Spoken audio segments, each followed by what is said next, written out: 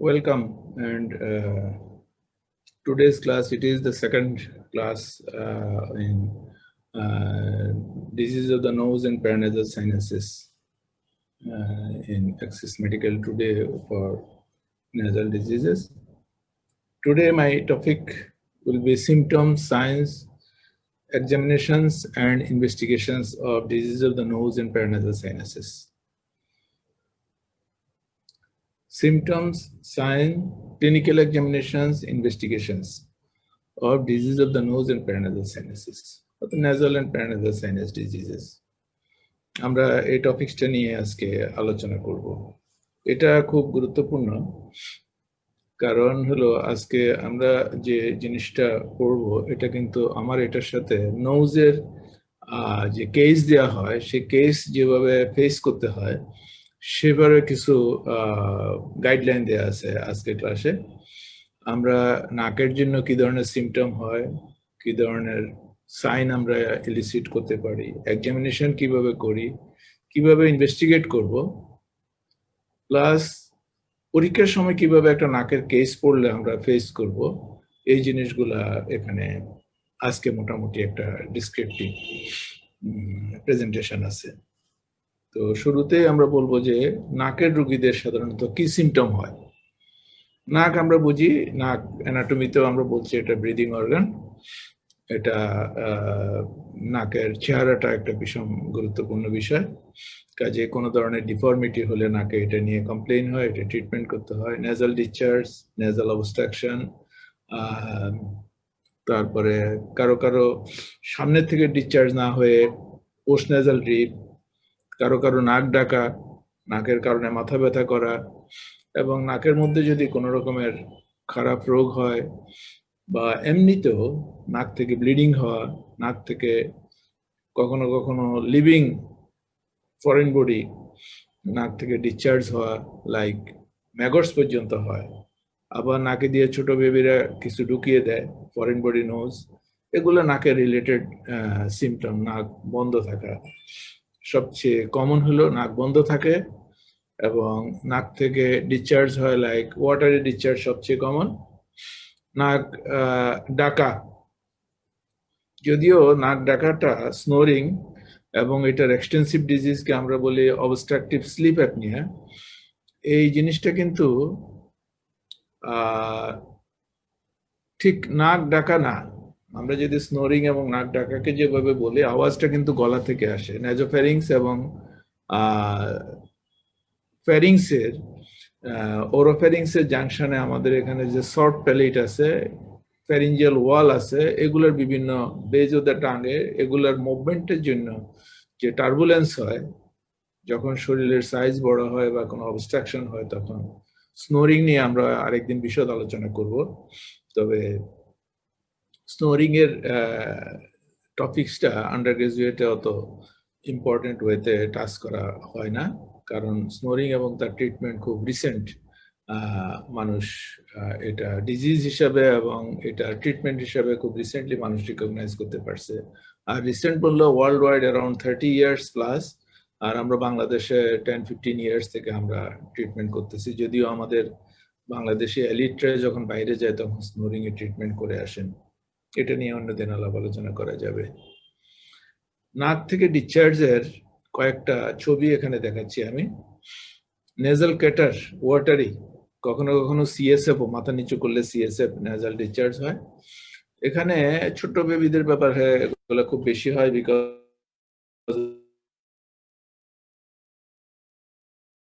Of the এডিনার্স। এডিনারটা নেজোফেশন, চোখের secretion, এই যে জলজলে চোখ, এই চোখ কিন্তু সবসময় ভিজা। এখানে ল্যাক্রিমাল গ্ল্যান্ড আছে, এখান থেকে পানি আসে, এই পানিটা পাংটাম ক্যানালিকুলি এবং ল্যাক্রিমাল ডাক্ট হয়ে নাকে আসে। সাইনাস গুলোতে সিক্রেশন আসে, নাক থেকে সিক্রেশন আসে, ফ্রন্টাল প্যারানাসাল সাইনাস সবগুলো থেকে আসে, নাকের মধ্যে জমে এবং নেজোফ্যারিংস দিয়ে কোয়ানা হয়ে নেজোফ্যারিংস দিয়ে যায়। কাজে এটা যদি অবস্ট্রাকশন থাকে পিছনে, তাহলে নেজাল অবস্ট্রাকশনই হয় এবং সামনে দিয়ে পর্যন্ত অনেক ছোট ছোট বাচ্চাদেরকে দেখা যায় যে একদম রাস্তাঘাটেও দেখা যায় যে খুব খাইতেছে পর্যন্ত। নাক থেকে ব্লাড আসা, নাক থেকে যখন অ্যালার্জির কারণে বড়দের নেজাল সিক্রেশন বেশি হয়, অনেকে তো এরকম করেই বলে যে আমার নাকে যেন ট্যাপের পানির মতো পড়তেছে। অ্যালার্জির জন্য হয়, কিন্তু কখনো কখনো সিএসএফ রাইনোরিয়া একটা জিনিস আছে, ট্যাপের পানির মতো পরিষ্কার পানি টপ টপ করে পড়ে।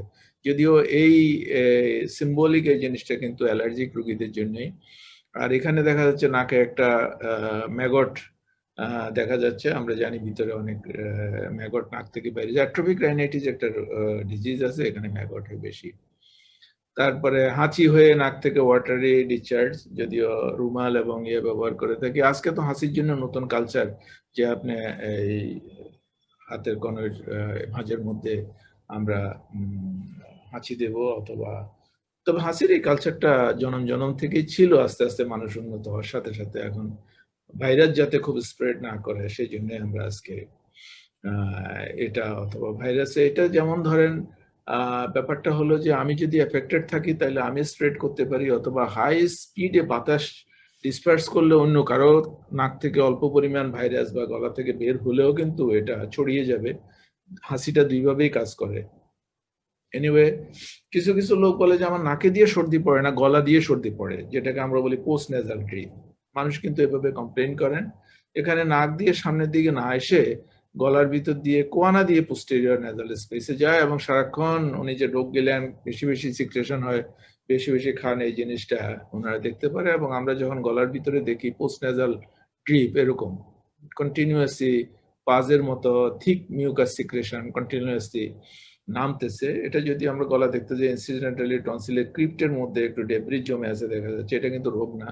ইনসিডেন্টালি কথাটা বলে ফেলি, টনসিলের এই সমস্যা নিয়ে অনেক রোগী আমাদের চেম্বারে এসে আমাদেরকে ভিজিট করে যায়, আমরা পয়সা করে দিয়ে যায়। আসলে কিন্তু এদের এটা কোনো রোগই না, এভাবে টনসিলের ক্রিপ্টা ম্যাগনা থেকে এরকম করে বেরিয়ে গলার মধ্যে এরকম অবস্থা দেখা যায় কখনো যদি কেউ দেখে, কখনো এটা একটা সাধারণ জিনিস। এমনি গলাটা কিন্তু কারো কারো অনেক সময় শুকিয়েও থাকে, হ্যাঁ, এটা একদম ড্রাই এরকম দেখা যায়।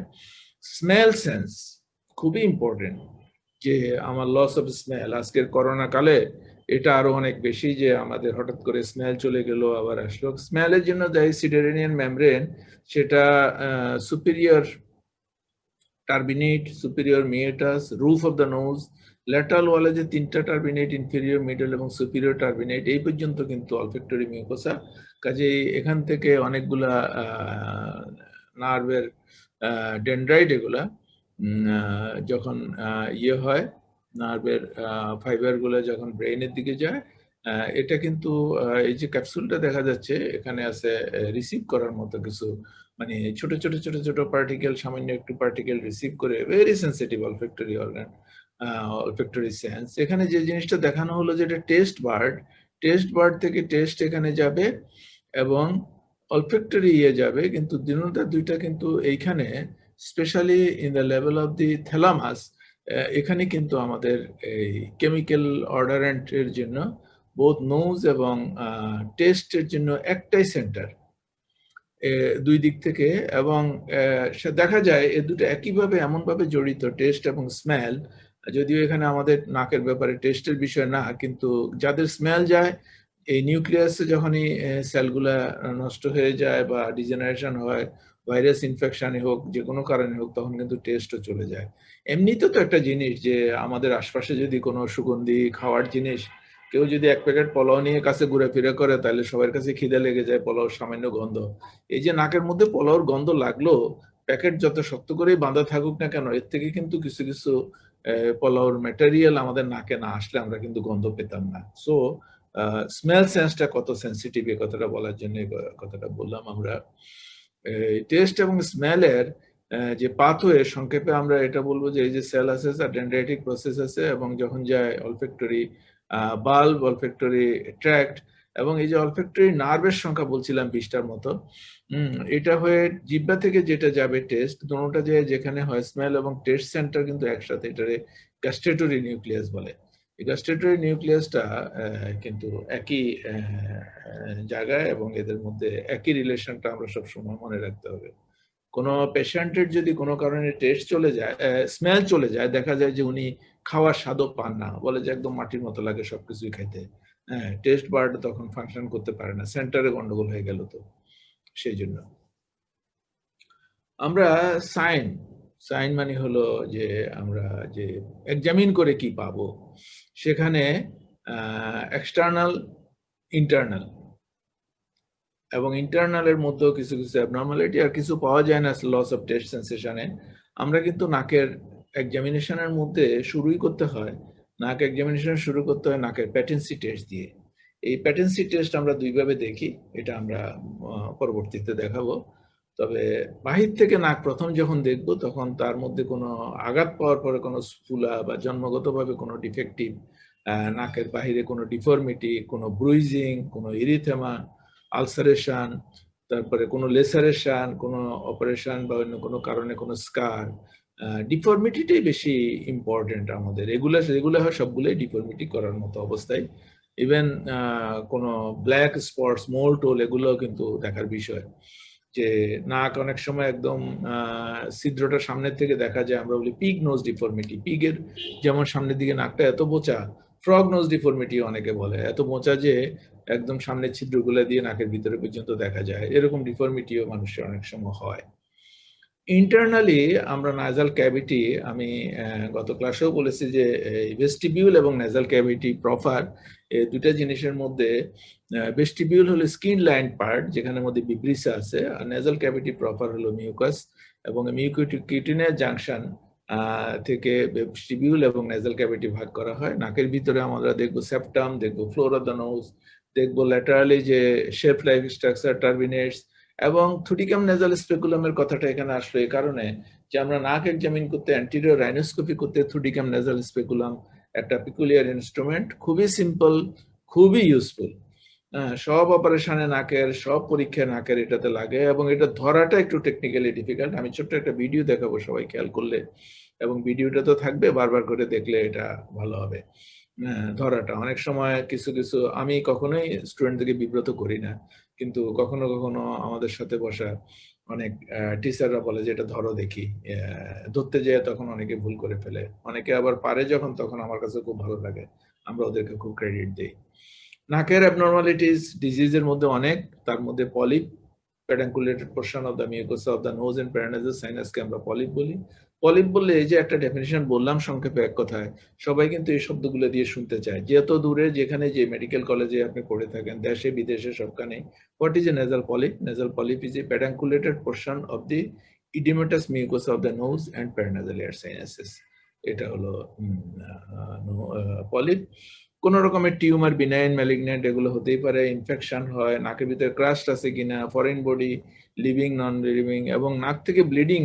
তো একটা ছোট বাচ্চাদের জন্য ব্লিডিং, ইডিওপ্যাথিক নেজাল ব্লিডিং, মোর দেন 70% কেসে নেজাল ব্লিডিং হয় অফ নো রিজন, কোনো কারণ ছাড়াই। কারণ ছাড়া হলো এই জন্য যে বেবিদের বেলায়, ছোট বাচ্চাদের বেলায় নাকের মধ্যে ওদের আপার রেসপিরেটরি ট্র্যাক্টে একটু ইনফেকশন হয়, একটু নাকের মধ্যে ইরিটেশন হয়, ওরা বারবার নাকের মধ্যে আঙ্গুল দেয়, বাচ্চাদেরকে বলেও এটা থামানো যায় না, যাবেও না, সবাই বাচ্চা কালটা পেরিয়ে আসছে এইভাবে। এবং ওই যে বললাম না, এডিনোফ্যারিংস এডিনয়েড একটু বড় হয়, বা আস্তে আস্তে একটু আউটডোর হতে থাকে যখন ছেলে মেয়েরা, যে ঘর থেকে যখন বাইরে হতে থাকে, বিভিন্ন আউটার এনভায়রনমেন্টে এক্সপোজ হতে থাকে, তখনই নাক থেকে সিক্রেশন হয়, হাত দিলে রক্ত পড়ে। স্কুলিং শুরু করার সাথে সাথেই এটা বেশি হয়। স্কুলের মধ্যে তো একটা সিন ক্রিয়েট হয়ে যায় ছোট বাচ্চাদের রক্ত পড়লে, টিচাররা অনেক সময় না বুঝে প্যারেন্টসকে একদম প্যারেন্টসদেরকে ডেকে গন্ডগোল শুরু করে দেয়। এগুলো খুব সিম্পল জিনিস, এগুলো নিয়ে অত প্যানিকি হওয়ার মতো কিছু না। নেজোফেরিংস এবং পোস্টেরিয়র রাইনোস্কোপি একসাথে বললাম এই জন্য যে নেজোফেরিংস এর এক্সামিনেশন করার জন্য পোস্টেরিয়র রাইনোস্কোপি করা হয়। এতে করে নেজাল ক্যাভিটি কোয়ানা দিয়ে, পোস্টেরিয়র নেজাল অ্যাপারচার কোয়ানা দিয়ে সেপ্টাম এবং তার নিচে দুই পাশে ইনফিরিয়র টার্মিনেটেড পোস্টেরিয়র কোনো পলিপয়েড মাস, কোনো ব্লিডিং আমরা দেখতে পারি। অনেক সময় গলা থেকে ব্লিডিং হচ্ছে, পেশেন্ট আমাদের কাছে আসে, আমরা বলি যে দেখি, এক্সামিন করে দেখা গেল যে নাকের পিছন থেকে ব্লিডিং হচ্ছে, এটা আসতেছে। সেন্স অফ স্মেল ফাংশন, প্যাটেন্সি এবং স্মেল টেস্ট। স্মেল ফাংশন আমরা সাবান দিয়ে বা কোনো কসমেটিক পারফিউমস দিয়ে করে থাকি, অথবা প্যাটেন্সি টেস্ট আমরা কটন উইপস দিয়ে অথবা স্পেসুলা দিয়ে। আমি দেখাচ্ছি ওগুলা। ডিফর্মিটির এখানে কয়েকটা ছবি আছে, সবাই আমরা জানি, দেখেছি যে এই যে নাকের মধ্যে এখানে ল্যাটারাল ডিফর্মিটি আছে, তারপরে এইখানে একদম সুপ্রাটিভ ডিফর্মিটি, টিপের জাস্ট উপরে সুপ্রাটিভ ডিফর্মিটি বলি, এটা শ্যাডেল ডিফর্মিটি। হ্যাঁ, নাকের একদম ব্রিজটা পড়ে গেছে, প্যাকশ্যাডেলের মতো, প্যাকশ্যাডেল ডিফর্মিটি, শ্যাডেল ডিফর্মিটি এরকম। এবং এখানে যেমন ফেসের সাথে এত একদম বেমানান। আর এটা তো দেখাই যাচ্ছে এই ছবিতে যে নাকের মধ্যে একটা খেলতে যায় কিছুর বাড়ি টাড়ি খেয়ে অথবা ঘুষি খেয়ে নাকটা একদম শুধু ডিফর্মড হয়েছে না, একটি ব্লিডিংও হচ্ছে এবং নাকটা পুরো একদিকে সরে গেছে। ভেরি ফ্রিকুয়েন্টলি আমরা এগুলো পাই। আমি তো অলমোস্ট ইন এ মান্থ একটা দুইটা কেস এরকম করে থাকি। আমি গত 3 দিন আগেও একজনের ডিফর্মিটি সোজা করেছি। এগুলা খুব ফ্রিকুয়েন্টলি আসে এবং হসপিটাল ইমার্জেন্সিতেই বেশি পাওয়া যায়। সেটা নিয়েও আমরা কথা বলবো অন্য সময় যে ট্রমা কিভাবে আমরা ট্রিটমেন্ট করব। নাকের ডিফর্মিটি, nasal ডিসচার্জ এবং এগুলো নিয়ে কথা বললাম এবং examination of the patency of the nose. Examination of the nasal patency এটা করার জন্য পরীক্ষার সময় 2টা প্রসিডিউরই করতে হবে এবং মনে রেখে করতে হবে। সেটা হলো অনেক টিচাররা মনে করে কটন উইপস দিয়ে নাকের পাশে এরকম করে ধরে নিঃশ্বাস নিলে এটা মুভ করতেছে, এটা মুভ করতেছে। এগুলো আসলে কোনো ক্লিনিক্যাল ইম্পর্টেন্স নাই। কিন্তু তবুও যেহেতু একটা ফরম্যাট অনেক বছর থেকে চলে আসতেছে, এটা থাকা ভালো। কিন্তু একটা বাচ্চা যখন 3 বছর, 1 বছর, 3 মাস, 6 মাস বাবা মা বলে যে আমার বাচ্চার নাক বন্ধ, নিঃশ্বাস নিতে কষ্ট হয়। একটা মেটালিক নেজাল স্পেসুলা যখন আমরা নাকের মধ্যে এরকম করে ধরি তখন দেখা যায় 2 দিকেই বারবার ঘোলা হচ্ছে, আবার শুকিয়ে যাচ্ছে, ঘোলা হচ্ছে, শুকিয়ে যাচ্ছে। এই যে এই জিনিসটা দিয়ে একদম পরিষ্কার এবং ইনফ্যাক্ট এটা অ্যাডাল্ট এবং চিলড্রেনের সবচেয়ে best in my consideration. But patency cotton wisps দিয়ে নাকের পাশে ধরে আমরা শিখে আসছি এটা করতে হবে এবং এটার জন্য অনেকেই ধরে রাখে। কাজে নেজাল প্যাটেন্সি এক্সামিনেশন একটা স্পেশাল এক্সামিনেশন আমাদের করা দরকার এবং নাকের এই জিনিসগুলোর সাথে থুটিকাম নেজাল স্পেকুলাম, এইটাকে বলে থুটিকাম নেজাল স্পেকুলাম এবং এই যে সবাই দেখেছে থুটিকাম নেজাল স্পেকুলাম যারা ওয়ার্ডে প্লেসড আছে। এটা ধরার ছোট থেকে বড় সাইজ গ্যাস করে আমরা ঠিক করলেই হয় কোন সাইজের কোনটা লাগবে। এটা আমার মনে হয় এটার একটা ফ্যালাসি থেকে যায় যে থুটিকাম নেজাল স্পেকুলামটার ইউজটা কি এবং এটার ইয়েটা কি। আমরা যখনই থুটিকাম নেজাল স্পেকুলাম হাতে দিয়ে অনেক সময় জিজ্ঞেস করে অথবা এখন তো এসএকিউ কোশ্চেন জিজ্ঞেস করে যে এটার ডায়াগনস্টিক ইউজ এবং থেরাপিউটিক ইউজ 2 ভাগে ভাগ করে বললেই সবচেয়ে বেশি খুশি হয় এক্সামিনাররা। অ্যান্টেরিয়র রাইনোস্কোপি করব এ কথা বলে থেমে থাকলেও চলবে। জিজ্ঞেস করবো অ্যান্টিরিয়র রাইনোস্কোপিতে কি দেখা হয়, তখন যে অ্যান্টিরিয়র রাইনোস্কোপিতে আমরা নাকের সেপ্টাম দেখবো, ফ্লোর দেখবো, রুপ দেখবো, টার্বিনেট দেখবো, পলিপ দেখবো, ব্লিডিং পয়েন্ট দেখবো, গ্রোথ দেখবো, প্যাপিলোমা দেখবো, এই প্যাথোলজি দেখবো। এটা হলো যে আমরা ডেভিয়েটেড নেজাল সেপ্টাম দেখবো এবং অপারেশনের পরে ক্রাস্ট দেখবো, ক্লিন করব। এগুলো করার জন্য এটা অ্যান্টিরিয়র রাইনোস্কোপি করা হয়। থেরাপিউটিক ইউজ হলো ফরেন বডি রিমুভাল, এটা একটা থেরাপি। তারপরে nasal packing, anterior nasal packing, posterior nasal packing. এটা আমার মনে হয় nasal packing, anterior nasal packing আমাদের সব মেডিকেল গ্রাজুয়েটের ঠিক মতো জানা উচিত এবং সবাই নাকের মিনিমাম 2 ইঞ্চি পরিমাণ একটা গজকে ধরে এটা নাকের অ্যান্টেরিয়র নেজাল অ্যাপার্চার থেকে 2 ইঞ্চি পরিমাণ ভিতরে নিয়ে দেওয়া উচিত। কথাটা আমি আবারও বলবো অনেকবার, কারণ আমরা দেখি আমাদের অবজারভেশন যে ইপিস্টেক্সিস নিয়ে যখনই কোনো হাসপাতালে গেল বা কোনো ক্লিনিকে গেল বা কোথাও গেল আমাদের মেডিকেল গ্রাজুয়েটরা এই নাকের প্যাকিংটা এই শুধু এই কথাটুকু ভালো করে খেয়াল করে না, দেখে নাকের ভিতরে ভয়ে ভয়ে দেয় না।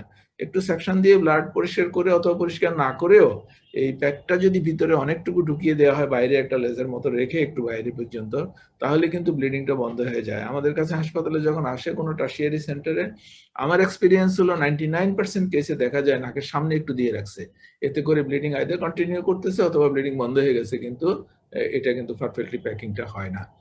এটা সবারই জানা দরকার।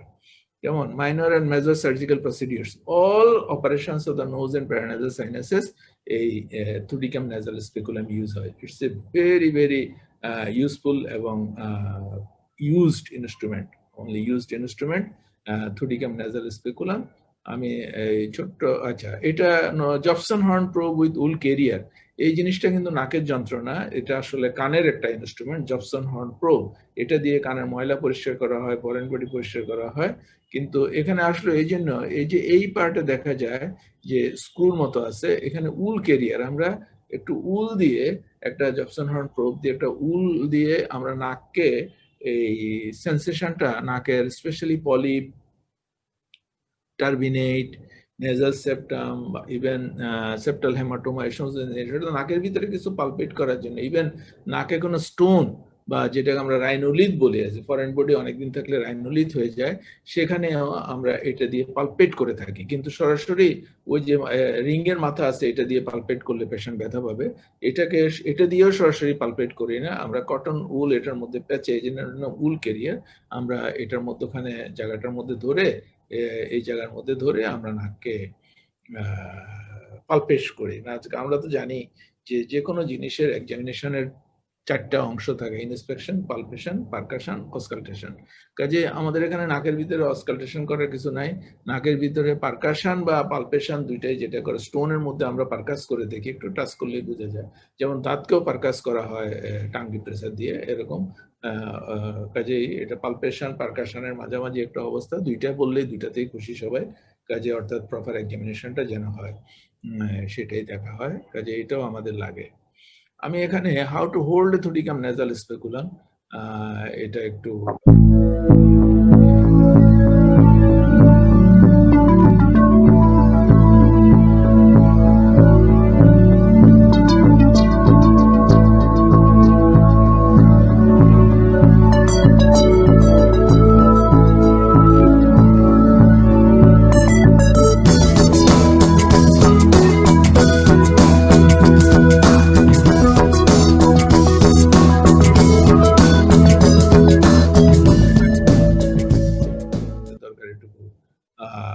নিলাম। কাজেই আমরা এই যে থুডিকাম নেজাল স্পেকুলাম সম্পর্কে বললাম, পালপেশনের কথা বললাম, টাং স্পেকুলার কথা বললাম, আমরা এই যে এক্সামিনেশনের জন্য আমি কয়েকটা পয়েন্ট লিখে দিয়েছি। আমি একটু, আমার মনে হয় যারা পরীক্ষা দিবেন স্পেশালি তাদের জন্য এটা খুব দরকার যে আমরা যে কিভাবে নাক এক্সামিন করি। এটার জন্য প্রথমে sit front to front with the patient, অর্থাৎ আমরা কিন্তু পেশেন্টকে অনেক সময় বলে কোচের মধ্যে শোয়াইলাম, এ করলাম, এগুলো হলো মেডিকেল এবং সার্জিক্যাল অন্যান্য সিচুয়েশনে। আমাদের এখানে কিন্তু আমরা চেম্বারেও রুগী দেখি সামনাসামনি বসে বসে বসে বসে, রুগীকে কখনোই শোয়াই না। মানে কোনো ব্লিডিং হচ্ছে, পড়ে যাচ্ছে, আমার পেশেন্টের যদি আমি বলি, আমি 100-200 রুগীর পরে হয়তো একজনকে আমার ওখানে শোয়ানোর দরকার হতে পারে। কাজেই আমরা বসে বসে রুগী দেখি। ঠিক একইভাবে ইএনটি যদিও পেশেন্টদেরকে বেড দিয়ে অপারেশন জন্য ভর্তি করে, কিন্তু আমরা পরীক্ষা করার সময় ফ্রন্ট টু ফ্রন্ট সিটিং করে তারপরে বসে, তারপরে গ্রিটিংস, আসসালামু আলাইকুম, আমরা সবাইকে সবাই সালাম দিতে পারি, দোয়া নেয়া, দোয়া দেয়া। Introduce yourself, give your acquaintance, রুগীকে পরিচয় দিতে হবে যে আমি ফাইনাল ইয়ারের স্টুডেন্ট, আপনাকে আমি একটু পরীক্ষা করব, এবং seek permission to examine the nose, যে আমি আপনার নাকটা দেখবো, আপনি কোনো ব্যথা পাবেন না, আপনাকে কোনো কষ্ট পাবেন না, আমি আপনাকে দেখবো। ওই নেজাল স্পেকুলাম যদি আমরা ক্লোজ অবস্থায় ঢুকাই তাহলে তো ব্যথা পাওয়ার কোনো কারণই নাই। Place light properly over the nose, এই চারটা স্টেপ আমার মনে হয় খেয়াল করে, কারণ আমরা অনেক সময় দেখি যে স্টুডেন্টরা মাথার উপরে হেডলাইটটা নিল, ঠিক আছে, আজকের হেডলাইট আর আমাদের সময় আমরা যে পরীক্ষা দিয়েছি হেডলাইট কমপ্লিটলি ডিফারেন্ট। কারণ আমরা একটা চিরন ল্যাম্প থেকে রিফ্লেক্টিং লাইট দিয়ে ঘুরাইয়া নাকের মধ্যে ফালানো অনেক কষ্ট ছিল, অনেক কয়েকবার মাথায় নিয়ে টেস্ট করতে হতো, ট্রেনিং নিতে হতো, আই মিন চেক করে এটা ঠিক করতে হতো। আজকে যে লাইট আমরা যেগুলো দিয়ে থাকি এগুলো সরাসরি পেন্সিলের মতো লাইট, সরাসরি লাইট যায়, কাজে মাথার মধ্যে ঘুরে যেন নাকের মধ্যে যেন পড়ে, নাক যে নাক দেখতেছি ওই নাকের মধ্যে লাইটটা পড়া চাই। এটা খুব important step, sit front to front with the patient, greetings করা, নিজেকে ইন্ট্রোডিউস করা, এবং place light properly over the nose. Honestly এই জিনিসগুলো যদিও আজকে খুব এসেনশিয়াল, এগুলোর জন্য আন্ডার গ্রাজুয়েশন এবং পোস্ট গ্রাজুয়েশন সবখানেই এগুলো নিয়ে কথা হয়, এগুলো ভুল করলে নাম্বার কাটা যায়। আমরা যখন পরীক্ষা দিয়েছি, আমরা যে স্টেজে লেখাপড়া করেছি, আজ থেকে আমি এমবিবিএস করেছি 83-তে, কাজেই আমাদের সময় এই সমস্ত জিনিস ছিল না আমাদের, এবং ব্রিটিশরাও এই জিনিস করতো না, আমেরিকানরাও করতো না। আজকে মানুষ সবাই ইকুয়ালি শিক্ষিত হয়েছে, উন্নত হয়েছে, এবং এই জিনিস আমাদের মধ্যে এসে গেছে। আমি এই প্রসঙ্গে একটা ছোট কথা বলবো, সেটা হলো আমি লন্ডনে এফআরসিএস পরীক্ষা দিতে গেছি। আমার পেশেন্টকে বলছিল যে তুমি তার ল্যারিংস এক্সামিন করো। আমি তাকে একটু ইয়ে করে বললাম যে আমি, আপনি হা করেন, জিহ্বাটা বের করে দেন। আমি মিরর দিয়ে দেখে বললাম যে লেফট ভোকাল কর্ডে একটা পলিপ আছে। তারপরে আমি আমার কথা যখন কমপ্লিটলি ডায়াগনোসিস বললাম, তখন আমাকে ব্রিটিশ সাহেব জিজ্ঞেস করলেন, you are yet to say hi to my patient, যে তুমি আমার পেশেন্টকে এখনো হাই বলো নাই, অর্থাৎ hi how do you do এগুলো না বললে কিন্তু বাইরে কোনোভাবে চলবে না। কাজে এই কালচারটা আমাদের এখানে আমরা যেহেতু আমি কিন্তু এটার জন্য অনেকবার মুখস্থ করে ঠিকঠাক করে গেছিলাম, আমাকে সবাই বলে দিছিল যে পেশেন্টকে হাই বলতে হবে, কিন্তু আমি তো ওইভাবে অভ্যস্ত ছিলাম না, যার কারণে আমি এটা 98 এর কথা বলছি, যে ততদিনে আমরাও স্টুডেন্টদেরকে এগুলো অতভাবে পড়াতাম না, যার কারণে আমি এটা বুঝতে পারি নাই। যদিও ওগুলাতে এটা ম্যাটার করে এগুলা। কাজেই আমি অ্যান্টেরিয়র রাইনোস্কোপি, এখানে অ্যান্টেরিয়র রাইনোস্কোপি করার সময় লেফট হ্যান্ডে আমরা যখন লেফট হ্যান্ডে পেশেন্টের মাথা ধরবো, রাইট হ্যান্ডে আমি নেজাল স্পেকুলাম ধরবো। এখানে অনেকগুলো লেখা আছে, 4টা পয়েন্ট। এখানে প্রথম কথা হলো যে পেশেন্টের মাথা ধরে নাকের টিপটাকে একটু ইলিভেট করে ডান দিকে এবং বাম দিকে নাড়লে ভেস্টিবিউলটা, যে জায়গাটা অ্যান্টেরিয়র পার্টে, এখানে দুটো জিনিস, একটা হলো এখানে কিন্তু পেইনফুল কন্ডিশন থাকতে পারে, কাজে এটা তখনই দেখে নিতে হবে। এবং নাকের এই সামনের জায়গাটুকু যেটুকু স্কিন লাইন, এটুকু কিন্তু স্পেকুলাম দিয়ে দেখা যাবে না, কারণ স্পেকুলার ব্লেড তো এটাকে বন্ধ করে দেবে। কাজেই এই জিনিসটার জন্য আমরা নাকের টিপকে, এবং খুব ছোট বাচ্চাদেরকে, বেবিদেরকে নাকের ভিতরে দেখার জন্য কোনো স্পেকুলামই দেওয়া যাবে না, সেখানে ওই নাকের মাথাটা ধরে করেই দেখে দিতে হবে। আর স্পেকুলাম বা কোনো যন্ত্রপাতি যদি 3 বছর 5 বছর 7 বছরের বাচ্চার নাকের সামনে নেই, বাচ্চা এমনি আর কোপারেটি করবে না কিছু বুঝার, এমনি দেখলে ম্যাক্সিমাম দেখা যায়। Properly heard the Thudichum nasal speculum as shown, এটা তো আমি একটা সংক্ষেপে দেখালাম, এটা কিন্তু প্র্যাকটিস করতে হবে। বিটা 2বার পড়ে গেছে চলে। আর সি যেটা হলো place light to the anterior nasal aperture, introduce the speculum in the closed condition and gently open to avoid patient discomfort to retract the nasal ala in either nostril and then the other. যেমন এটা একটা খুব গুরুত্বপূর্ণ issue যে আমরা এই নাকে এটা ক্লোজলি আমরা করব। প্রোব দি নেজাল ক্যাভিটি, ওই যে আমি প্রোবটা দেখালাম, যেটা হলো যে অরিজিনালি একটা কানের যন্ত্র বললাম যে প্রোবিং করা, সেটা Jobson horn probe with wool carrier, এবং touch and delineate around the inferior turbinate or polyp or any mass. আমরা ওই এটা কটন দিয়ে যদি কোনো পলিপ থাকে তাহলে কিন্তু চতুর্দিক ডিলিনিয়েট করতে পারি। টার্বিনেট হলে ল্যাটারালি অ্যাটাচ থাকে, পারা যায় না, এটা দিয়ে টার্বিনেট এবং পলিপ থেকে ডিফারেন্সিয়েট করতে হবে। এবং টার্বিনেটটা খুবই সেন্সিটিভ, কটন রেস জবসন হর্ন প্রোব দিয়ে আমরা করি, টার্বিনেটটা খুবই সেন্সিটিভ। আর পলিপের মধ্যে কিন্তু গুদাগাতা দিলেও এটা খুব পেশেন্ট অনেক সময় ট্যারই পায় না, সেন্সেশনই নাই, সার্কুলেশনও নাই, কারণ এটা তো ইডিমেটাস পেডাঙ্কুলেটেড ইডিমেটাস নেজাল মিউকোসা, সেই জন্য। কাজে আমাদের এই জিনিসগুলো খেয়াল রেখে আমরা অ্যান্টেরিয়র রাইনোস্কোপি করব এবং মাথাটা ফিক্স করে নেব। স্মেল টেস্ট এবং পোস্টেরিয়র রাইনোস্কোপি, আন্ডার গ্রাজুয়েট পরীক্ষায় পোস্টেরিয়র রাইনোস্কোপি করার জন্য পারমিশন নিতে হবে, যে আমরা পোস্টেরিয়র রাইনোস্কোপি করব আপনার, এ কথা বললেই হবে, কারণ ইনস্ট্রুমেন্টও সবসময় থাকে না, থাকলেও আমরা চাই না যে পোস্টেরিয়র রাইনোস্কোপিতে গ্যাগ রিফ্লেক্স হয় এরকম। আর এখন তো করোনা কালে মোটেই এটা আমরা করতে দিব না, কাজে এটার কথা খেয়াল রাখতে হবে। আগে থেকেও পোস্টেরিয়র রাইনোস্কোপি করাটা আন্ডার গ্রাজুয়েশনে পুরো কালচারের মধ্যে ছিল না, কিন্তু সেন্স অফ স্মেল টেস্ট করতে হবে। এবং সবাই স্টুডেন্টরা দেখছি একটু করে সাবান অথবা একটু করে পারফিউম কটনের মধ্যে করে নিয়ে যায় এবং রোগীর নাকের কাছে ধরে এটা টেস্ট করে। আমাদের সময় আমরাও এইভাবেই করেছি। কাজে এটা স্মেল এবং টেস্টের এটা। পোস্ট নাজাল স্পেস মিরর আর ল্যারিঞ্জিয়াল মিরর একরকম না। পোস্ট নাজাল স্পেস মিরর যেহেতু টাং ডিপ্রেস করে, টাং ডিপ্রেসার ছাড়া পোস্টেরিয়র রাইনোস্কোপি করা যায় না।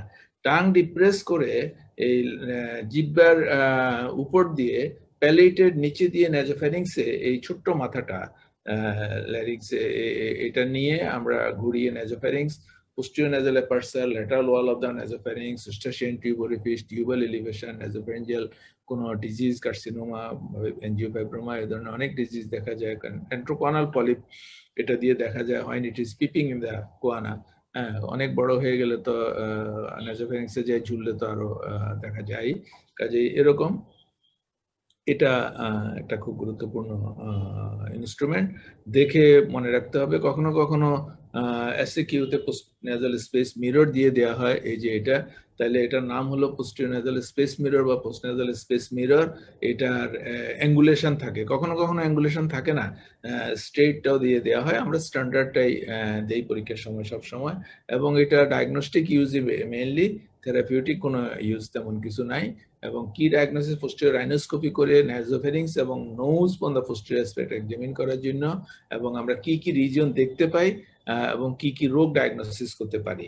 এখানে ট্রোকোনাল পলিপ, অ্যাঞ্জিওফাইব্রোমা, নাসোফ্যারিঞ্জিয়াল কার্সিনোমা বা রাইনোস্পোরোসিস এরকম যে রোগগুলা পিছন পর্যন্ত চলে যায় নাসোফ্যারিংস এর দিকে, এগুলা স্টেশন টিউবের অরিফিস দেখতে পাই। এগুলা বললেই আমার মনে হয় লিখে দিলে এসিকিউ কোশ্চেনের অ্যান্সার কমপ্লিট হয়ে যায়।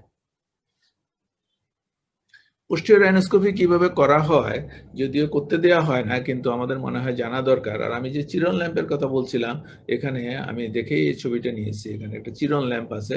এই ল্যাম্প দিয়ে এবং এই হেডলাইট দিয়ে কিন্তু আমরা আগে এই পোস্টেরিয়র রাইনোস্কোপি কেন নাকের সব এক্সামিনেশন করতাম। আজকে এই চিরন ল্যাম্প আমাদের ডিপার্টমেন্টের এক কোনায় পড়ে থাকে, আমরা এগুলো দিয়ে দেখি না। এখন আমরা দেখি এই যে পোস্টনাসাল স্পেস মিরর হাতে নিয়ে, এবং আমরা এখন দেখি সরাসরি পেন্সিল টাইপ অফ হেডলাইট দিয়ে। কেমন এটা এই Posterior rhinoscopy, we use the posterior rhinoscopic mirror. This mirror is slightly curved. The angle is 120 to 130 degree, and the second instrument used in the posterior rhinoscopy is tongue depressor. We depress the tongue with the help of tongue depressor, and the mirror is introduced in the oral cavity and examine the nasopharynx, part of the nasopharynx, posterior part of the nasal cavity.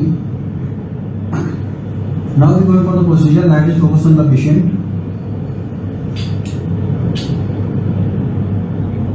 The mirror is warmed with the help of the aspirated check and then introduced from the side of the oral cavity and examine the part of the nasopharynx, station tube opening, fossa, closure molar, adenoids, posterior part of the choana and the posterior part of the inferior turbinate and the some part of the middle turbinate, and we examine for the any pathology or any abnormal thing in the nasopharynx. This is the whole procedure of posterior rhinoscopy. Thank you.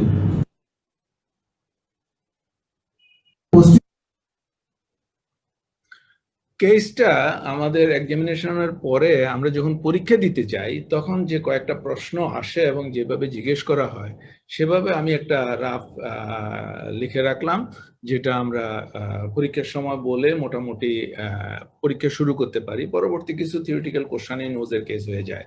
যেমন case প্রেজেন্টেশনে গেলে জিজ্ঞেস করে যে তোমার diagnosis কি? Deviated nasal septum to the right side, hypertrophied inferior turbinate of the left side, অথবা deviated nasal septum to the left, hypertrophied inferior turbinate to the right, এরকম যেদিকে ডেভিয়েশন তার উপর যেদিকে hypertrophied inferior turbinate, এটা হলো diagnosis. কি finding দেখে এক্সামিন করে কি পেয়ে এটা বললা? এই যে রাইট সাইডের ডেভিয়েশন যদি বলি তাহলে আমরা বলবো the left nasal fossa is roomy, আর যদি লেফট সাইডের ডেভিয়েশন হয় তাহলে the right nasal fossa is roomy। Rumi মানে হলো স্পেশিয়াস। কেমন এখানে এই রুমি শব্দটা একটু মনে করে খেয়াল রাখলে খুব ভালো হয়। যদিও এটা ওয়াইড, এটা স্পেশিয়াস এরকম কথা বললেও আমাদের স্যাররা মেনে নেন, কিন্তু সবাই এই দুটো শব্দের মধ্যে বেশি অ্যাটাচ থাকেন, যে right nasal fossa is narrow, left nasal fossa is roomy, অথবা left nasal fossa is narrow, right fossa is roomy, অথবা right is narrow, left is roomy। একটা ন্যারো হওয়া মানে অন্যটা রুমি হওয়া এটা। আর হাইপারট্রফিড ইনফিরিয়র টার্বিনেট অপোজিট সাইডে হবে। অনেকেই বলে hypertrophy to the opposite side, এরকম কথাটা না বলে একদম সাইডটা বললে, অপোজিট সাইড বললে আমরা মেনে নেই, শুনে থাকি যে হ্যাঁ কিছুটা বুঝছে বা ইয়ে করছে, কিন্তু কেউ স্পেসিফিক কথা বললে, কথা তো মাত্র নাকের ফাইন্ডিং এর জন্য মাত্র তিনটা শব্দ এখানে, একটা রুমি, একটা ন্যারো এবং একটা হলো হাইপারট্রফিড ইনফিরিয়র টার্বিনেট। যেদিকে স্পেস বেশি, যেটা রুমি, সেদিকেই থাকে। এখন এরপরেই প্রশ্ন জিজ্ঞেস করা হয় কেস প্রেজেন্টেশনের জন্য, যে তুমি নেজাল সেপ্টাম যে ফরমেশন হয় এর অ্যানাটমির উপরে দিয়ে একটা প্রশ্ন করা হয়, যে what are the major components, what the minor components forming the nasal septum. এখানে আমরা বলেছিলাম the vomer, the perpendicular plate of the ethmoid এবং quadrilateral cartilage of the nose হলো মেজর কম্পোনেন্টস। এছাড়া তারপরে septal process of the frontal bone, তারপরে palatine bone এবং septal process of the maxilla, এগুলা হলো স্প্যানার্ড বোন থেকে একটা part, rostrum of the sphenoid bone. এই কয়েকটা হলো মাইনর কম্পোনেন্ট। নেজাল, এই যে ডেভিয়েটেড নেজাল সেপ্টাম, এটার সিমটম কি? মোস্ট অফ দ্য পেশেন্টস এর কোনো সিমটম থাকে না, তারা ট্রিটমেন্টের জন্য আসে না, তাদের ট্রিটমেন্টের দরকারও নাই। কিন্তু যাদের সিমটম হয়, সিমটম গুলো কি? এই যে তখন বললাম ডেভিয়েটেড নেজাল সেপ্টামের কারণে nasal obstruction, watering of the nose, nasal bleeding, nasal discharge, headache, তারপরে ইভেন দাঁতের মধ্যে ফোরহেডে ব্যথা, বা একটা ডিসকমফোর্ট, ইভেন স্টেশন টিউব বন্ধ হয়ে কানের দিকে পর্যন্ত ইয়ে হয়ে যায়, বন্ধ হয়ে থাকে, এগুলো হলো ডিভিয়েটেড নেজাল সেপ্টামের কারণে কমপ্লিকেশনস ইফ নট ট্রিটেড। একটা ডিভিয়েটেড নেজাল সেপ্টাম আছে, তুমি যদি চিকিৎসা না করো তাহলে কি হইতে পারে?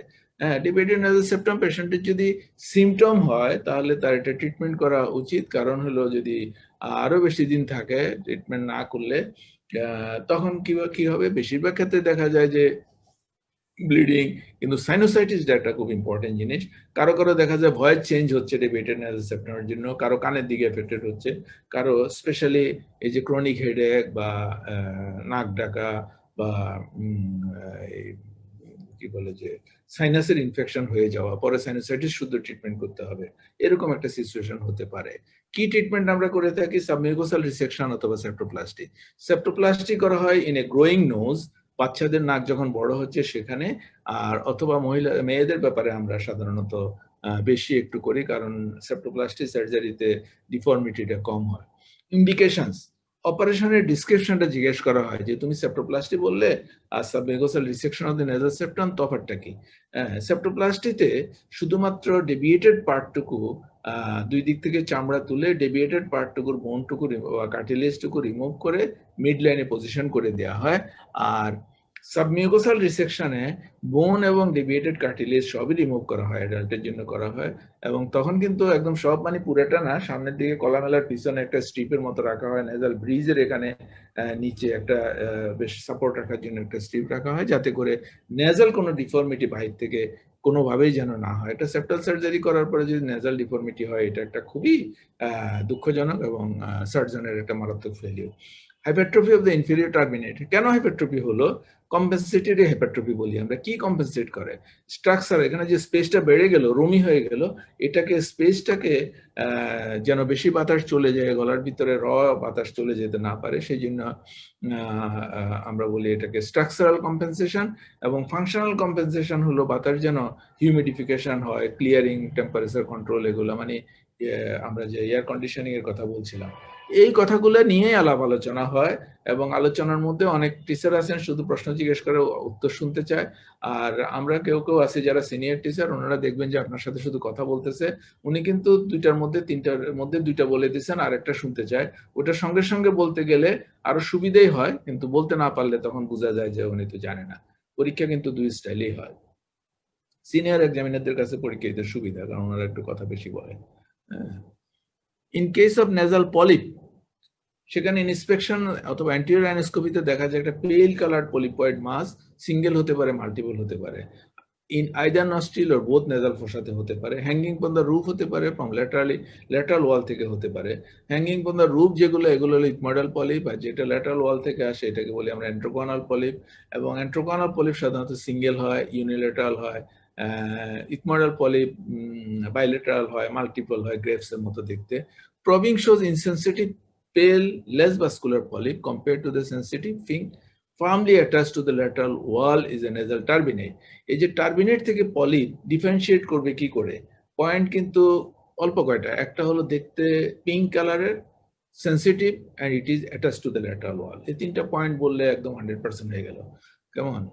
আর একটা bleeding mass like rhinosporidiosis, bleeding polypus, অনেক সময় bleeding polypus of the septum বা নেজাল ক্যাভিটিতে হয়। Rhinosporidiosis is a very common disease in our country. আমাদের এখনো বেশিরভাগ মানুষ কিন্তু পুকুরে গোসল, নদীতে পুকুরে গোসল করে, ডুবায়, পানিতে নামে, ওদের নাকের মধ্যে এরকম একটা রাইনোস্পোরিডিয়াম সিভিয়ারি নামে একটা ফাঙ্গাস বা ব্যাকটেরিয়া এখনো ডিসিশন আনে যে একটা অর্গানিজম আছে যেটা দিয়ে এটা হয়। অথবা ম্যালিগনেন্ট টিউমার হলে তো কথাই নেই, ব্লিডিং হতে পারে, হতে পারে। নাক এক্সামিনেশনে কেস প্রেজেন্টেশনে এইটুকু জিনিসটুকু ক্রসিং এ আসে বলে আমি সংক্ষেপে একটা গাইডলাইন দিলাম। আমরা যখন বলি এই যে এই কথাটা কিন্তু সবাইকে খেয়াল রাখতে হবে। ইনভেস্টিগেশনস পরীক্ষার সময় যখন জিজ্ঞেস করে, not only in ENT, ophthalmology হোক, সার্জারি হোক, মেডিসিন হোক, পেডিয়াট্রিক্স হোক, যখন বলে how you are going to investigate your case, তখন কিন্তু হিস্ট্রি, ক্লিনিক্যাল এক্সামিনেশন এগুলোও কিন্তু তদন্ত করা, জানা, কেমন এই জিনিসগুলো মেনশন করা। স্টুডেন্টরা সবার আগে শুরু করে স্যার ব্লাড সিটি করব, তারপরে এক্স রে করবো, এবারে এগুলোও কিন্তু ইনভেস্টিগেশনের মাথায়, ক্লিনিক্যাল ইনভেস্টিগেশন। হিস্ট্রি এবং ক্লিনিক্যাল এক্সামিনেশন হলো ক্লিনিক্যাল ইনভেস্টিগেশন। আর রেডিওলজিক্যাল ইনভেস্টিগেশন, প্যাথোলজিক্যাল ইনভেস্টিগেশন এবং আরো যেমন ফ্লেক্সিবল এন্ডোস্কোপি যেটা সেটা এবং অলফ্যাক্টরি ফাংশন টেস্ট যেগুলা, এগুলা কিন্তু আজকে আর ইনভেস্টিগেশনের মধ্যে আসে না, এগুলো কিন্তু এক্সামিনেশনের মধ্যে চলে যায়। কিন্তু আমরা এখনো অতটা উন্নত হতে পারি নাই যে প্রতি স্টেশনে প্রতি সবাই ফ্লেক্সিবল এন্ডোস্কোপি করব এবং এন্ডোস্কোপ দিয়ে কাজ করব। আমরা এখনো অতটা করি না, সেই জন্য আমরা ক্লিনিক্যাল ইনভেস্টিগেশনের মধ্যে রাখলাম। আল্ট্রাসাউন্ড খুব বেশি গুরুত্ব নাই, কিন্তু তারপরেও দেখা যায় একটা সাইনাসের কখন কখন আল্ট্রাসাউন্ড করা হয়। রেডিওলজিক্যাল প্লেন এক্সরে, আমি এক্সরে দেখাবো, কয়েকটা এক্সরে দেখাবো এবং সিটি স্ক্যানও দেখাবো। আজকেই দেখাবো যেহেতু আমরা ইনভেস্টিগেশন নিয়ে কথা বলবো, কারণ হিস্ট্রি ক্লিনিক্যাল এক্সামিনেশন তো অলরেডি হয়ে গেল, এবং রেডিওলজিক্যাল সাইনাসের এক্সরে এবং সিটি স্ক্যান ওগুলোর মধ্যেই একটা ফ্লেক্সিবল এন্ডোস্কোপি কি করে করে এটা আমরা দেখাবো। অলফ্যাক্টরি ফাংশন টেস্ট সবাই আমার মনে হয় বোঝা হয়ে গেছে। কাজে এই ইনভেস্টিগেশনের মধ্যে আমরা যেন সবাই clinical examination, history, radiological investigation এবং এই যে আমরা ব্লাড টেস্ট করে বা ইয়ে করে নাকের এখানে বেশি একটা গুরুত্ব নাই, কারণ ইপিস্ট্যাক্সিস হলে কোনো সিস্টেমিক কজ আছে কিনা সেখানে আমরা হয়তো blood, CBC, bleeding time, clotting time এগুলো অবশ্য অপারেশনের আগে আমরা রুটিনলি করে থাকি। কিন্তু এমনিতে ওই blood profile specially thromboplastin test এবং অ্যাক্টিভেটেড আমরা যেগুলা করে থাকি, আমরা যদি ব্লিডিং ডিসঅর্ডার মনে করে থাকি তখন আমরা করে থাকি। আমি যেহেতু রেডিওলজিক্যাল ইনভেস্টিগেশন এবং x-ray paranasal sinuses occipitomental view, এটাকে সংক্ষেপে সাইনাস ভিউ বলা হয়। আমি এই প্যারানাসাল সাইনাসের এক্সরেটা নিয়ে একটু সময় কথা বলবো এই জন্য যে আমরা দেখেছি অনেক সিনিয়র জেনারেল ফিজিশিয়ানরা কিন্তু এই একটা জিনিস মনে রাখছেন, সাইনাস ভিউ আর x-ray paranasal sinuses occipitomental view লিখতেও ভুলে গেছেন ওনারা। কিছুই আসে যায় না, সবাই বুঝে যায় যে এটা চাইতেছে এবং ওটাতেই আমাদের বেশিরভাগ রোগ ডায়াগনোসিস হয়ে যায়। এখানে যেমন অনেক কিছু আছে, আমি শুধু এখানে গ্রসলি দেখাই। এটা ফ্রন্টাল সাইনাস, এই যে পেয়ার্ড ফ্রন্টাল সাইনাসের কথা বলছিলাম, পেয়ার্ড ম্যাক্সিলারি সাইনাসের কথা বলছিলাম। এখানে কিন্তু স্প্যানার্ড সাইনাস খুব সুন্দর করে দেখা যাচ্ছে, মুখের ভিতর দিয়ে পরীক্ষাটা হা করে করা হয়, দাঁতের দুই মাড়ের ভিতর দিয়ে দেখা হয়। আর এখানে ছোট ছোট ইটমার্ড সাইনাস, আরো এক্সরেতে আরো পরিষ্কার আছে, এটাতে লেভেল করা। এটাতে যদি আসি তাও একই জিনিস, এই যে ফ্রন্টাল সাইনাস এগুলা, এবং এটা হলো ম্যাক্সিলারি সাইনাস, এখানে স্প্যানার্ড সাইনাস, এখানে ইটমার্ড সাইনাসেস। একটা জিনিস আমাদের নর্মাল এক্সরে প্যারানাসাল সাইনাসের সাইনাস ভিউতে এটা একটু লেস এক্সপোজড, কিন্তু দুটো জিনিস খুব গুরুত্বপূর্ণ এখানে বোঝার। সেটা হলো যে এই যে সাইনাস কতটুকু হলে আমরা বলবো নর্মাল হেজি না, এটা হলো অরবিটের সাথে কম্পেয়ার করা হবে। যে অরবিট যতটুকু ঘোলা, অতটুকু ঘোলা যদি হয়, একটা কম এক্সপোজড একটা বেশি এক্সপোজড, এটা যেমন কম এক্সপোজড একটা ভিউ, এর পরেরটাতে আমরা যাব দেখি একই জিনিসই, এটাতে অনেক এক্সপোজড, অনেক ইয়ে দেখা যায়। এটা আমাদেরকে খেয়াল করতে হবে যে এটা ক্লিয়ার আমরা কখন বলবো, যখন এই সাইনাসের কালো যেটুকু বাতাস যতটুকু আছে, এই চোখের ভিতরের মধ্যে যে বাতাস আছে স্পেশালি ওটার মতো বাতাস নাই, কিন্তু চোখের মধ্যে হয় কি পিছনে বোন, সামনের দিকে কিন্তু বাতাসের সফট টিস্যুর মধ্যে এয়ার কম্পোনেন্ট যেটুকু বা অক্সিজেন কম্পোনেন্ট যেটুকু, ওয়াটারি কম্পোনেন্ট মিলে একই হয়, কিন্তু এটার কিন্তু সামনে পিছনে দুই দিকে বোন আছে, তার মধ্যে এই বাতাসের ছবিটা আসছে। আরেকটা জিনিস এই এক্সরেতে আমার মনে হয় ভালো করে খেয়াল করা দরকার, যে আমি এখানে লিখে রাখলাম নোট পেট্রোমাস্টয়েড। এই যে এই এক্সরেটা যিনি করেছেন এবং ওনারা কিন্তু এই সাইনাসের ইনফেরিয়রলি যে লোয়ার অ্যাঙ্গেল যেটা, এই অ্যাঙ্গেলে দেখা যাচ্ছে যে এটা সাইনোসাইটিসের মতো একটু পুজ জমে থাকলে, পানি জমে থাকলে বা রক্ত জমে যেরকম দেখা যায়। কিন্তু আমরা ভালো করে খেয়াল করে দেখি যে এটা যদি বিয়ন্ড দি সাইনাস চলে যায় তাহলে এটা কিন্তু কখনোই ডিজিজ না, এটা হলো পজিশনটা ঠিক মতো হয়নি, না হতে পেট্রোমাস্টয়েড কমপ্লেক্সটা কিন্তু অ্যাঙ্গেলের নিচে চলে যাবে। যেমন আগের এক্সরেতে যদি আমরা দেখি যে এই যে এখানে পেট্রাস টেম্পোরাল বোন একদম নিচে চলে আসছে, ম্যাক্সিলার এখানে কেমন এটা একদম নিচে, কাজে এখানে বোন এটা একদম নিচে চলে আসছে, কাজে এটা এখানে আসে নাই। কাজে এটা একটা পারফেক্টলি কিন্তু যে আন্ডার এক্সপোজ বাট কিন্তু পারফেক্ট পজিশনিং হয়েছে। এটা আবার প্রপারলি এক্সপোজ কিন্তু পজিশনিং হয় নাই। কেমন আমরা কিন্তু এই জিনিসগুলা খুব ভালো করে দেখি, এবং এক্সরের মধ্যে রাইট লেফট কিন্তু লেখা থাকে, সাধারণত রাইট লেফট লেখা থাকে। আর মহিলাদের একটা সুবিধা আছে, বাম নাকের মধ্যে ফুল পড়ে সেটা দিয়েও আমরা অনেক সময় সাইড ডিটারমাইন করে থাকি। এবং এখানে আরেকটা এক্সরে, এই যে এদিক লেফট সাইড এদিক রাইট সাইড, এই এক্সরেতে আমরা দেখতেছি x-ray paranasal sinuses taken in occipitomental view, right acute maxillary sinusitis. এই যে আমরা একটা জিনিস সবসময় ধরে নেই, এটা হোক আর না হোক, যে আমরা টিচিং পারপাসে, সেটা হলো যে এক্সরে প্যারানাসাল সাইনাসেস এর মধ্যে যদি আমরা দেখি যে একটা সাইনাসের ভিতরে ওপাসিটি বা হেজিনেস আছে এবং ফ্লুইড লেভেল আছে, তাহলে আমরা এটাকে একিউট ম্যাক্সিলারি সাইনোসাইটিস ডায়াগনোসিস করে থাকি।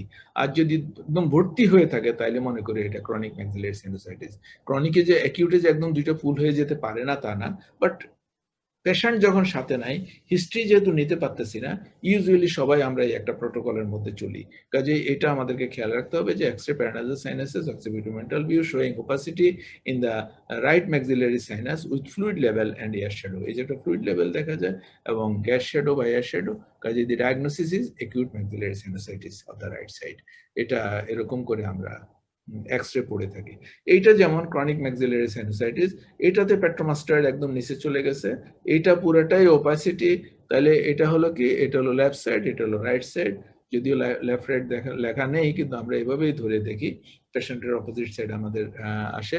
এক্সরে প্যারানাসাল সাইনাসেস, এটা তো অস্পিতে দিতে পারে এবং এরকমই দেওয়া হয় স্ট্যান্ডার্ডে, যে x-ray paranasal sinuses occipitomental view showing রেডিওলুসেন্ট বা radiolucency in the right maxillary sinus, sphenoidal sinuses, ethmoidal sinus and frontal sinuses, and opacity with intact bony boundary। এই কথাটা কিন্তু ওপাসিটির সাথে একদম জড়িয়ে থাকবে, স্পেশালি সাইনাসের। কারণ এরকম ওপাসিটি হয়ে যখন বাউন্ডারি যদি ক্লিয়ার না থাকে, একদম ইনটেক্ট বনি বাউন্ডারি যদি না থাকে, ডিস্ট্রাকশন থাকে, তাহলে বুঝতে হবে যে এটা ক্যান্সার, ম্যালিগনেন্সি হয়। ম্যালিগনেন্সিতে কিন্তু বনি ডিস্ট্রাকশন হয়, ক্রনিক সাইনোসাইটিসে কিন্তু বনি ডিস্ট্রাকশন হয় না।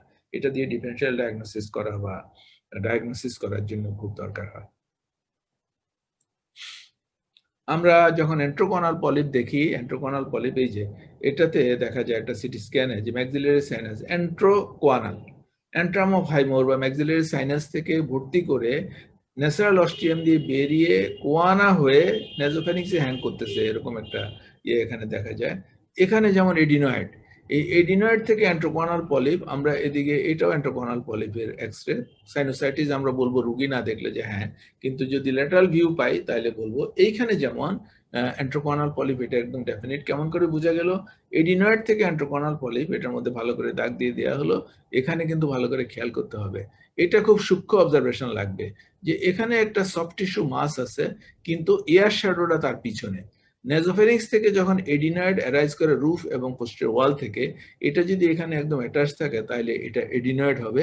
আর যদি ব্লিডিং সিমটম নিয়ে আসে, একটু বড় বাচ্চা হয়, প্রি পুবার্টাল এবং এডুলেসেন্ট মেলস হয়, তাহলে কিন্তু এনজিওফাইব্রোমা জিনিসটা মাথায় মনে রাখতে হবে।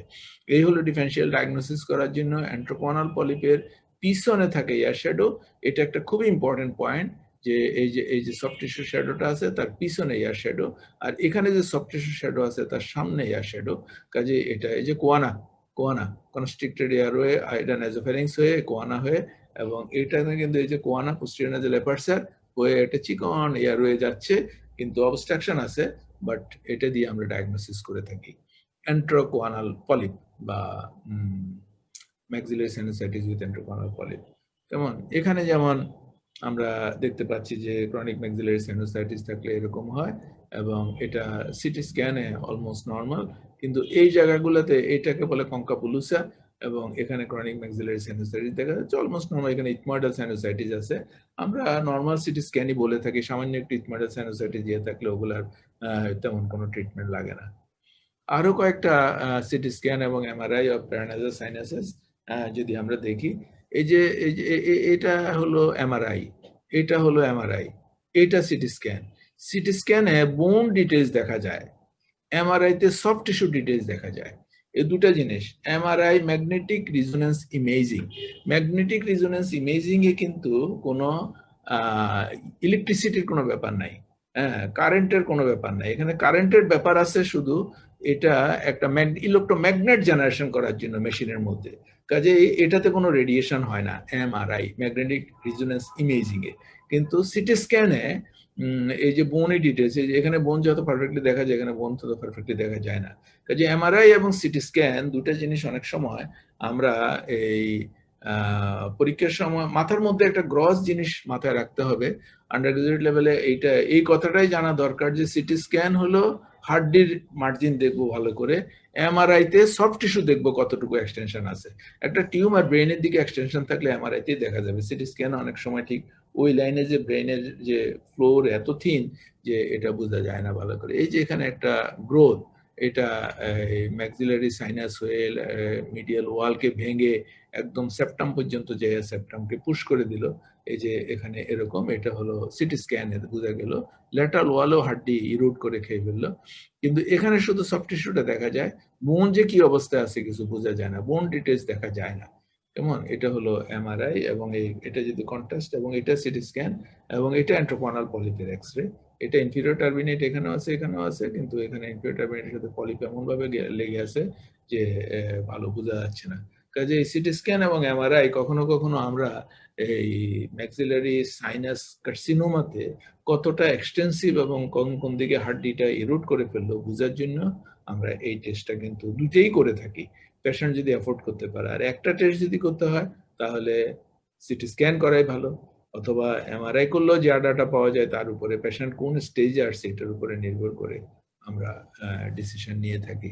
আমি কিন্তু অনেকগুলো দেখালাম এখানে। এখানে একটা জিনিস আমি দেখাবো যে হেডেকের জন্য যখন আমাদের কাছে আসে আমরা অনেকেই একটা সিটি স্ক্যান করি, এটা কিন্তু সিটি স্ক্যান, এবং সিটি স্ক্যান করার পরে অ্যান্ট্রামের মধ্যে একটা সিস্টের মতো পলিপের মধ্যে দেখা যায়। এবং আমাদের স্টুডেন্টদেরকেও দেখছি অনেকে এটা নিয়ে অনেক দুশ্চিন্তা, কেউ বলছে সিস্ট, কেউ বলছে পলিপ, কেউ বলছে টিউমার। এসে আসলে ম্যাক্সিলারি সাইনাসের মধ্যে এই ধরনের জিনিস কোনো ট্রিটমেন্ট করতে হয় না, কারণ হলো যে মাথা ব্যথা এটার কারণে হচ্ছে না, এটা অপারেশন করে ফেললে তার কোনোভাবেই সে ট্রিটমেন্ট হবে না। অনেক সময় এটা দেখে যে এক্সরে করলে এরকম একটা ডোম অফ ইয়ে যদি দেখা যায়, আর এটা যদি এমন হয় যে তার অনেক gross deviated nasal septum, terminate অনেক বড়, তারপরে বারবার ইনফেকশন হচ্ছে, ঠিক আছে ওই সময় না হয় এটা ক্লিয়ার করে দিলাম। বাই ইটসেলফ এই অ্যান্ট্রাল একটা সিস্টের জন্য কখনোই ট্রিটমেন্টের জন্য স্পেশালি সার্জিক্যাল ট্রিটমেন্ট করার দরকার হয় না, কারণ আমরা যারা নর্মাল আছি তাদের মধ্যে 100 জনের মধ্যে অন্তত 40 জনের মতো বা তার চেয়ে বেশি লোকেরই কিন্তু এরকম ইয়ে পাওয়া যাবে, কি বলে যে সিস্ট পাওয়া যাবে। আমি নেজো এন্ডোস্কোপির কথা বলছিলাম যে আমরা নেজো এন্ডোস্কোপি করতে যে নাক দেখবো, নেজোফেরিংস দেখবো, এবং এই যেহেতু এটা একটা এন্ডোস্কোপ, আর অল্প একটু নিচে নামলে তো ল্যারিংসও দেখে ফেলতে পারি। আমি এখানে একটা Here we have a typical patient getting ready to undergo transnasal endoscopy. The endoscope is threaded through the nasal cavity to the posterior aspect called the nasopharynx. In the nasopharynx, I'll have the patient undergo several speech tasks.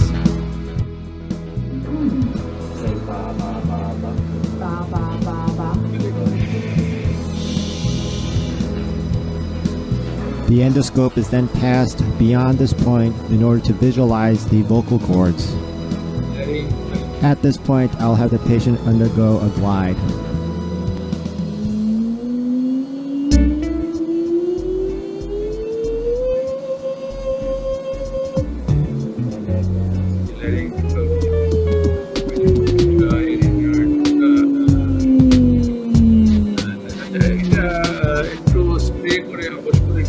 At this point, I will turn on the stroboscopy in order to see the vocal cord motions.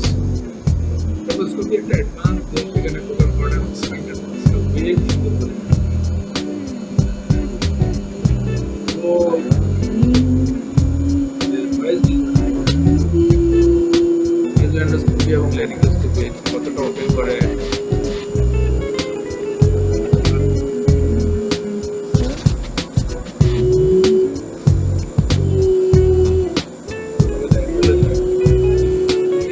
Hopefully this video provides some idea of what is involved in a transnasal endoscopy. মোটেই কষ্টকর কোনো জিনিস না।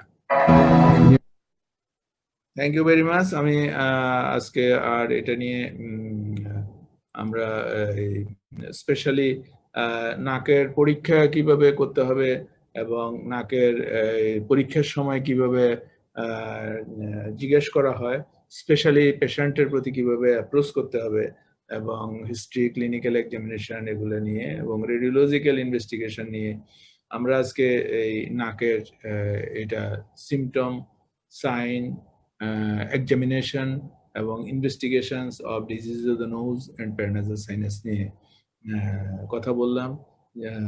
এগুলো তো recorded থাকে, বারবারও দেখা যেতে পারে, আবার অন্যান্যরা যারা একই টপিকসের উপরে কথা বলে সেগুলো শোনা যেতে পারে। এবং আমি সবসময় অ্যাডভাইস করি যে আরো বিভিন্ন প্ল্যাটফর্ম থেকে অথবা একই আমাদের এখান থেকে অ্যাক্সেস থেকেও আরো যারা ক্লাস নিচ্ছে সবাই যেন ক্লাসগুলা মনোযোগ দিয়ে শুনে, কারণ ক্লাস শুনলে, মনোযোগ দিয়ে শুনলে বই পড়ার চেয়ে অনেক বেশি ইম্পর্টেন্ট পয়েন্ট নোট করা যায় এবং খুব বোঝা যায় এবং এটার খুব উপকার হয়। Thank you very much. আজকে আমরা এখানে শেষ করবো, নেক্সট ক্লাসে আগামী সপ্তাহে আবার দেখা হবে। খুদা হাফেজ।